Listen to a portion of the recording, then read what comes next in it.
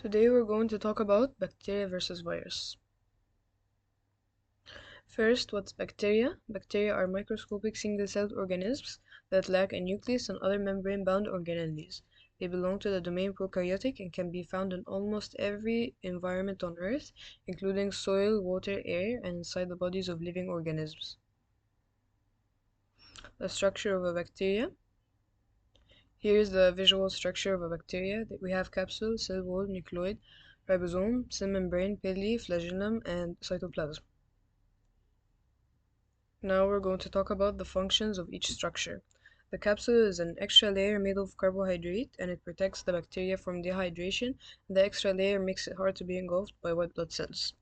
The nucleoid, a region containing a single cellular DNA molecule such as bacterial chromosome that carries genetic information. The flagella is made from microfilaments and it's for movement and whipping.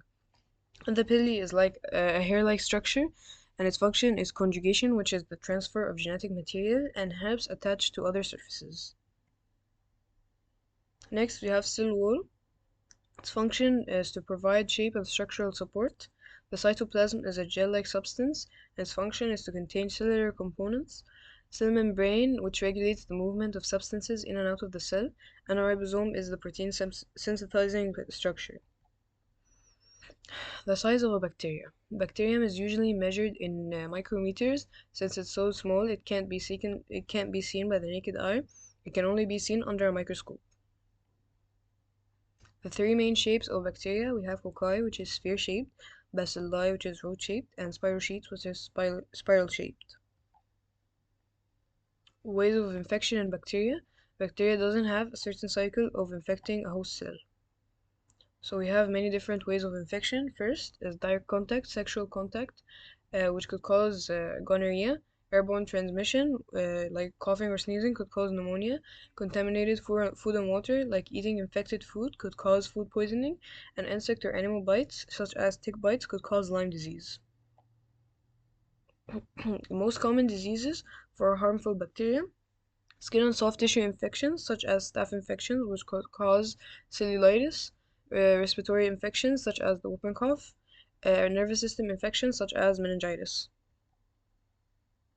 Next, we move on to virus. It's a non-living organism that lacks the ability to reproduce or carry out metabolic functions on its own. It can only be activated inside a host cell.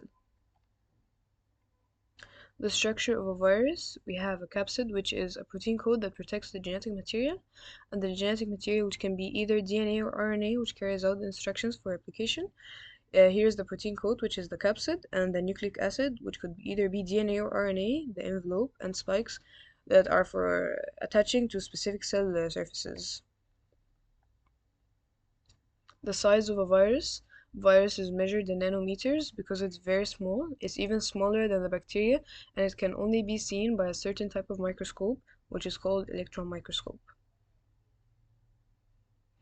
Shapes of viruses. Virus has many different varieties of shapes. It does not have a specific shape due to different protein codes. Their shapes make them very special because certain shapes can penetrate some cells, but some shapes cannot pass through those same cells.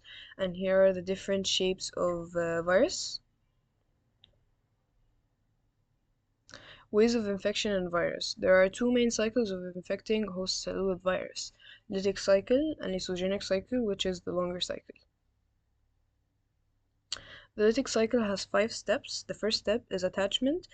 The virus attaches to the host cell and using the host cell's receptors. The second step is entry. The viral genetic material enters the cell. Here it injects its genetic material into the cell. And third is replication. The virus hijacks the cell to make viral protein of DNA or RNA, and the assembly is new viruses are put together inside the host cell. And the last step is release, when the host cell bursts, releasing new viruses to infect other cells. And next is the lysogenic cycle. Here is the attachment and entry. The virus injects its viral DNA into the host, and then the integration. The viral DNA merges with the host's DNA.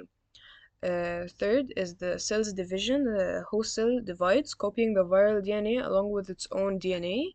And then activation or a trigger of the lytic cycle. The stress or environmental changes can trigger the virus to become active and enter the lytic cycle. The most common diseases of virus. HIV, which is human immune deficiency virus, flu, like influenza virus, common cold, like rhinovirus, and polio, which is poliovirus that can cause paralysis. Thank you for listening.